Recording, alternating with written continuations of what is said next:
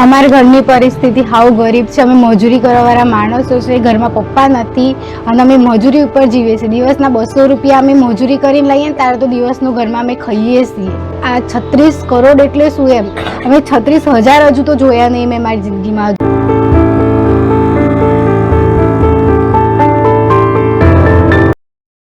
ગુજરાતના અખબારોમાં છાસવારે જીએસટી કૌભાંડ અને તે મામલે પડી રહેલા દરોડાના સમાચાર ચમકતા રહે છે.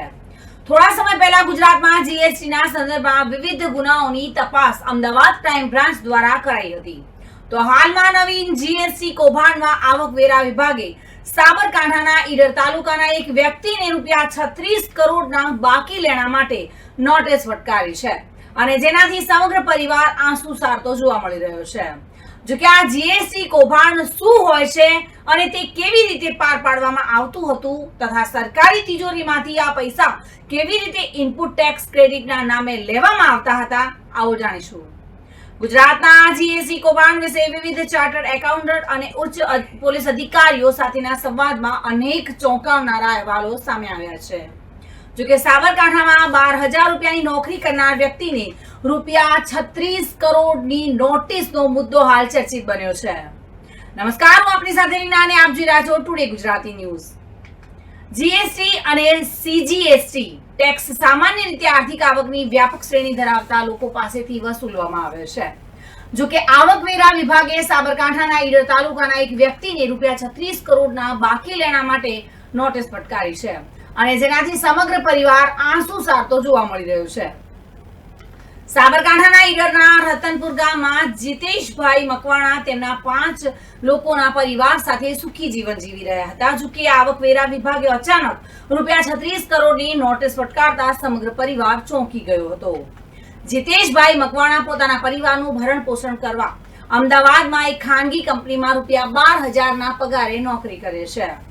2021-22માં કરોડો રૂપિયાની બાકી રકમની નોટિસ જારી કરવામાં આવી છે અને જેના કારણે સમગ્ર પરિવાર પર જાણે આકાશ આવી ગયું હોય તેવી સ્થિતિ સર્જાઈ છે. જ્યારે સમગ્ર પરિવારે આ બાબતે પોલીસ વિભાગની સાથે ઇન્કમ ટેક્સ વિભાગને જાણ કરી હતી ત્યારે કેટલાક અધિકારીઓએ પૈસા આપવાની વાત કરી હતી અને આ યુવક તેના પરિવાર સાથે રડવાની ફરજ પડી છે. જોકે આ પણ 36 કરોડ રૂપિયાની આવકવેરાની નોટિસના કારણે પરિવાર ત્રસ્ત થયો છે. સામાન્ય રીતે આવકવેરા વિભાગ દ્વારા અગાઉના વર્ષોમાં બાકી વેરો ન ભરવા બદલ વિવિધ નોટિસો બહાર પાડવામાં આવી છે અને જે તે વ્યક્તિ સામે કાયદેસરની કાર્યવાહી પણ કરવામાં આવે છે. જો કે જીતેશભાઈ મકવાણાની હાલમાં માત્ર 12,000ની આવક છે અને તેના કારણે તેઓ આજ દિન સુધી અગાઉના વેરાની રકમ જમા કરાવી શક્યા ન હોવાથી સ્થાનિક લોકો સહિત પરિવારમાં ખળભળાટ મચી ગયો છે. આ નોટિસ એક વખતના 36 કરોડ રૂપિયા ચૂકવવા માટે આ પરિવારને ફટકારવામાં આવી છે. જીએસટીના કાયદાની સરળ સમજણ માટે ટુડે ન્યૂઝ દ્વારા જીએસટીના વિક્રમભાઈ ઠક્કરથી વાત કરી હતી અને તેઓ કહી રહ્યા છે કે જીએસટી લાગુ થયું તે પહેલા વિવિધ ટેક્સ પરના કાસ્કેડિંગ ઇફેક્ટ એટલે કે ટેક્સને કારણે એક વ્યવસાયની અસર બીજા અને પછી ત્રીજા પર આમ પડતી રહેતી હોય છે અને તેને દૂર કરવા માટે આ કાયદો લાવવામાં આવ્યો છે. જીએસટીમાં ઇનપુટ ટેક્સ ક્રેડિટ એક મહત્વનું પાસું છે અને આ એ ટેક્સ છે કે જે વ્યવસાયો તેની ખરીદી પર ચૂકવે છે અને પછીની જ્યારે તે વેચાણ કરે છે ત્યારે તેની ટેક્સ જવાબદારી સરભર કરવા માટે ઉપયોગમાં લેવાય છે. એટલે કે કોઈ પણ વ્યવસાય તેની ખરીદીઓ પર ચૂકવેલ જીએસટી માટે ક્રેડિટનો દાવો કરીને તેમના ટેક્સ ભારણને ઘટાડી શકે છે અથવા તો ક્રેડિટ સ્વરૂપે નાણાં પાછા મેળવી શકે છે. ગુજરાતમાં હાલમાં જે જીએસટીનું કૌભાંડ બહાર આવ્યું છે તે આ ઇનપુટ ટેક્સ ક્રેડિટ આધારિત છે. દરેક વ્યવસાયને પોતાનું જીએસટી દર મહિનાની 11મી તારીખે ભરવાનું હોય છે અને તે પ્રમાણે જે તે પોતાની ઇનપુટ ટેક્સ ક્રેડિટ મેળવી શકે છે. ગુજરાતના કૌભાંડમાં ટેક્સ ભરવા માટે કાયદાની આ છટકબારીનો ઉપયોગ કરવામાં આવ્યો હતો. દર્શક મિત્રો, ટુડે ગુજરાતી માધ્યમથી કુલ 6 સ્ટેપમાં અહીંયા એ પણ સમજીશું કે કેવી રીતે થાય છે જીએસટીનું કૌભાંડ. ફર્સ્ટ સ્ટેપ, કોઈ માણસ કોઈના આધાર કાર્ડ, પાન કાર્ડ, ભાડા કરાર વગેરે આધારે એક કંપની બનાવે છે. સ્ટેપ સેકન્ડ, તે કંપની જીએસટી રજીસ્ટ્રેશન નંબર લઈ લે છે અને મોટા ભાગના કિસ્સાઓમાં આ કંપનીનું કોઈ હકીકતમાં અસ્તિત્વ જ રહેતું નથી, પરંતુ માત્ર કાગળ પર હોય છે. સ્ટેપ 3, આ કંપની GSTR1 ફોર્મ ભરીને બીજી કંપનીઓને બિલ આપે છે. સ્ટેપ 4, આવી ખોટી કંપનીથી બિલ લેનાર કંપની ITC ના નિયમ પ્રમાણે જીએસટી ક્લેમ કરે છે. સ્ટેપ 5, બિલ આપનાર કંપની કોઈ ટેક્સ ભરતી નથી. સ્ટેપ 6, બિલ લેનાર કંપનીને જીએસટી ક્રેડિટ સ્વરૂપે રૂપિયા મળે છે. અને આ રીતે થાય છે સરકારના નિધિ ફંડની ચોરીનો વેપલો. ત્યારે સવાલ એ થાય છે કે સાબરકાંઠાના સામાન્ય રીતે ગરીબીનું જીવન ગુજારતો આ પરિવાર મજૂરી કરીને પોતાનું ગુજરાન ચલાવે છે. 200 થી વધારે 350 સુધીનું તે મહેનતાણું મેળવે છે.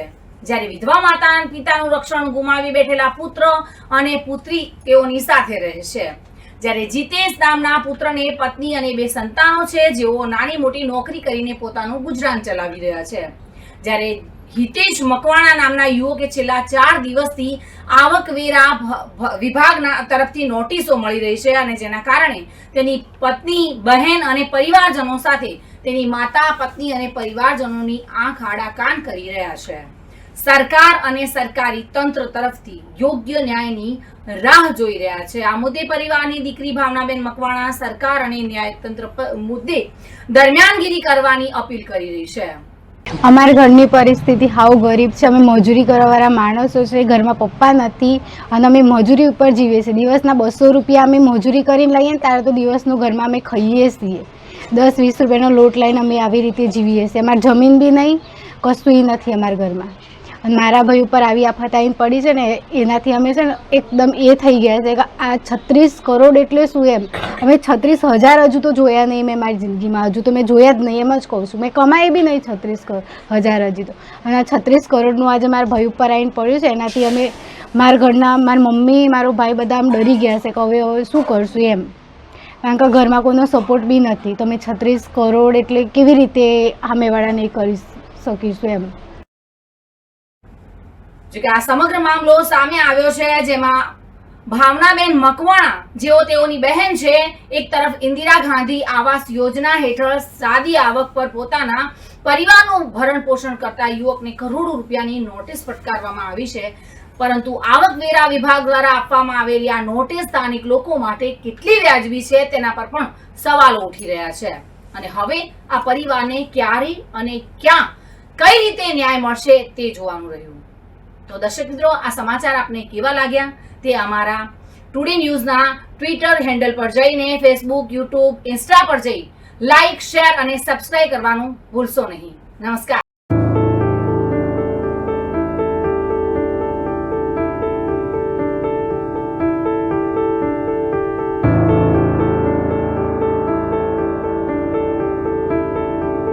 અમારા ઘરની પરિસ્થિતિ હાવ ગરીબ છે. અમે મજૂરી કરવાવાળા માણસો છે. ઘરમાં પપ્પા નથી અને અમે મજૂરી ઉપર જીવીએ છીએ. દિવસના 200 રૂપિયા અમે મજૂરી કરીને લઈએ ને ત્યારે તો દિવસનું ઘરમાં અમે ખાઈએ છીએ. આ 36 કરોડ એટલે શું એમ. અમે 36,000 હજુ તો જોયા નહીં મેં મારી જિંદગીમાં.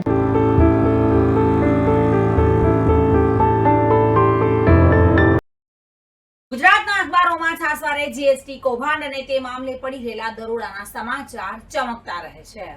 થોડા સમય પહેલા ગુજરાતમાં જીએસટીના સંદર્ભમાં વિવિધ ગુનાઓની તપાસ અમદાવાદ ક્રાઇમ બ્રાન્ચ દ્વારા કરાઈ હતી. તો હાલમાં નવીન જીએસટી કૌભાંડમાં આવકવેરા વિભાગે સાબરકાંઠાના ઈડર તાલુકાના એક વ્યક્તિને ₹36 કરોડના બાકી લેણા માટે નોટિસ ફટકારી છે, અને જેનાથી સમગ્ર પરિવાર આંસુ સારતો જોવા મળી રહ્યો છે.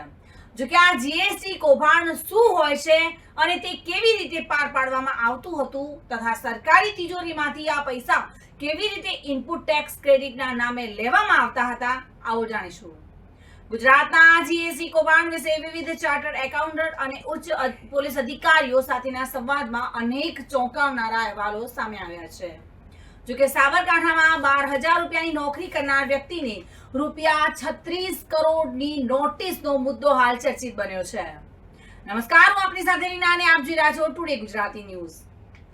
જીએસટી અને સીજીએસટી ટેક્સ સામાન્ય રીતે આર્થિક આવકની વ્યાપક શ્રેણી ધરાવતા લોકો પાસેથી વસૂલવામાં આવે છે. જો કે આવકવેરા વિભાગે સાબરકાંઠાના ઈડર તાલુકાના એક વ્યક્તિને ₹36 કરોડના બાકી લેણા માટે નોટિસ ફટકારી છે, અને જેનાથી સમગ્ર પરિવાર આંસુ સારતો જોવા મળી રહ્યો છે. સાબરકાંઠાના ઈડરના રતનપુર ગામમાં જીતેશભાઈ મકવાણા તેમના 5 લોકોના પરિવાર સાથે સુખી જીવન જીવી રહ્યા હતા. જોકે આવકવેરા વિભાગે અચાનક ₹36 કરોડની નોટિસ ફટકારતા સમગ્ર પરિવાર ચોંકી ગયો હતો. જીતેશભાઈ મકવાણા પોતાના પરિવારનું ભરણ પોષણ કરવા અમદાવાદમાં એક ખાનગી કંપનીમાં ₹12,000ના પગારે નોકરી કરે છે.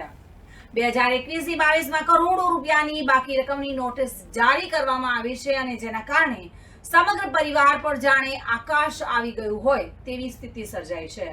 જ્યારે સમગ્ર પરિવારે આ બાબતે પોલીસ વિભાગની સાથે ઇન્કમ ટેક્સ વિભાગને જાણ કરી હતી ત્યારે કેટલાક અધિકારીઓએ પૈસા આપવાની વાત કરી હતી અને આ યુવક તેના પરિવાર સાથે રડવાની ફરજ પડી છે. જોકે આ પણ 36 કરોડ રૂપિયાની આવકવેરાની નોટિસના કારણે પરિવાર ત્રસ્ત થયો છે. સામાન્ય રીતે આવકવેરા વિભાગ દ્વારા અગાઉના વર્ષોમાં બાકી વેરો ન ભરવા બદલ વિવિધ નોટિસો બહાર પાડવામાં આવી છે અને જે તે વ્યક્તિ સામે કાયદેસરની કાર્યવાહી પણ કરવામાં આવે છે. જોકે જીતેશભાઈ મકવાણાની હાલમાં માત્ર 12,000ની આવક છે અને તેના કારણે તેઓ આજ દિન સુધી અગાઉના વેરાની રકમ જમા કરાવી શક્યા ન હોવાથી સ્થાનિક લોકો સહિત પરિવારમાં ખળભળાટ મચી ગયો છે. આ નોટિસ એક વખતના 36 કરોડ રૂપિયા ચૂકવવા માટે આ પરિવારને ફટકારવામાં આવી છે. જીએસટીના કાયદાની સરળ સમજણ માટે ટુડે ન્યૂઝ દ્વારા જીએસટીના વિક્રમભાઈ ઠક્કરથી વાત કરી હતી અને તેઓ કહી રહ્યા છે કે જીએસટી લાગુ થયું તે પહેલા વિવિધ ટેક્સ પરના કાસ્કેડિંગ ઇફેક્ટ એટલે કે ટેક્સને કારણે એક વ્યવસાયની અસર બીજા અને પછી ત્રીજા પર આમ પડતી રહેતી હોય છે અને તેને દૂર કરવા માટે આ કાયદો લાવવામાં આવ્યો છે.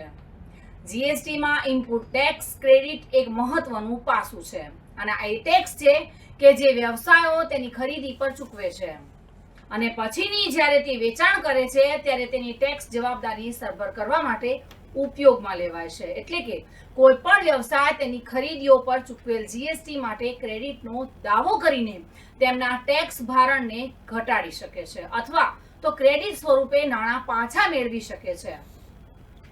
ગુજરાતમાં હાલમાં જે જીએસટીનું કૌભાંડ બહાર આવ્યું છે તે આ ઇનપુટ ટેક્સ ક્રેડિટ આધારિત છે. દરેક વ્યવસાયને પોતાનું જીએસટી દર મહિનાની 11મી તારીખે ભરવાનું હોય છે અને તે પ્રમાણે જે તે પોતાની ઇનપુટ ટેક્સ ક્રેડિટ મેળવી શકે છે. ગુજરાતના કૌભાંડમાં ટેક્સ ભરવા માટે કાયદાની આ છટકબારીનો ઉપયોગ કરવામાં આવ્યો હતો. દર્શક મિત્રો, ટુડે ગુજરાતી માધ્યમથી કુલ 6 સ્ટેપમાં અહીંયા એ પણ સમજીશું કે કેવી રીતે થાય છે જીએસટીનું કૌભાંડ. ફર્સ્ટ સ્ટેપ, કોઈ માણસ કોઈના આધાર કાર્ડ, પાન કાર્ડ, ભાડા કરાર વગેરે આધારે એક કંપની બનાવે છે. સ્ટેપ સેકન્ડ, તે કંપની જીએસટી રજિસ્ટ્રેશન નંબર લઈ લે છે અને મોટા ભાગના કિસ્સાઓમાં આ કંપનીનું કોઈ હકીકતમાં અસ્તિત્વ જ રહેતું નથી પરંતુ માત્ર કાગળ પર હોય છે. સ્ટેપ 3, આ કંપની GSTR-1 ફોર્મ ભરીને બીજી કંપનીઓને બિલ આપે છે. સ્ટેપ 4, આવી ખોટી કંપનીથી બિલ લેનાર કંપની આઈટીસીના નિયમ પ્રમાણે જીએસટી ક્લેમ કરે છે. સ્ટેપ 5, બિલ આપનાર કંપની કોઈ ટેક્સ ભરતી નથી.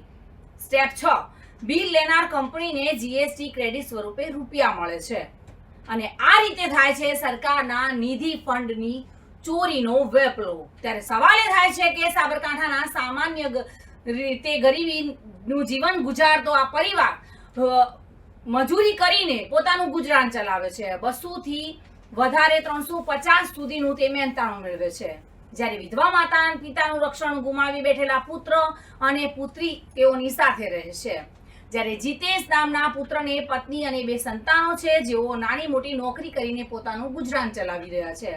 જ્યારે હિતેશ મકવાણા નામના યુવકે છેલ્લા 4 દિવસથી આવકવેરા વિભાગના તરફથી નોટિસો મળી રહી છે અને જેના કારણે તેની પત્ની, બહેન અને પરિવારજનો સાથે તેની માતા, પત્ની અને પરિવારજનોની આંખ આડા કાન કરી રહ્યા છે.